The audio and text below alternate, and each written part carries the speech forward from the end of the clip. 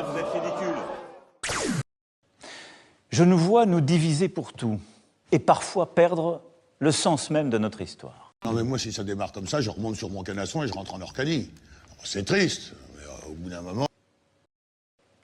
Mais ce combat noble est dévoyé lorsqu'il se transforme en communautarisme. Ah, celle-là, tout de même, je sais pas si je l'aurais tentée.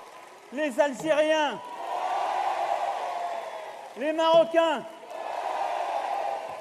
les Tunisiens, je vois les Maliens.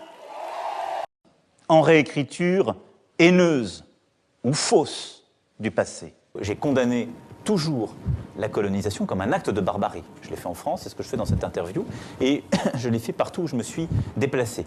Et j'ai jamais foutu les pieds dans une salle de classe.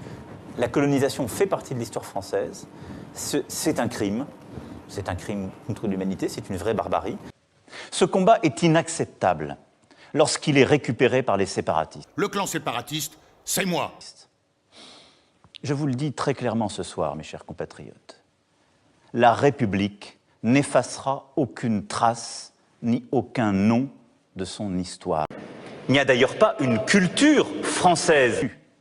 Nous devons plutôt lucidement regarder ensemble toute notre histoire, toutes nos mémoires, notre rapport à l'Afrique en particulier, pour bâtir un présent et un avenir possible d'une rive l'autre de la Méditerranée. Voilà. Et bien ça, par exemple, ça veut absolument rien dire, mais les faits restent le même. Avec une volonté de vérité et en aucun cas de revisiter ou de nier ce que nous sommes. Quand on veut être sûr de son coup, un petit bonhomme, on plante des carottes, on joue pas les chefs d'État. Non, mais là, vous êtes ridicule. Mais là, vous êtes ridicule, monsieur.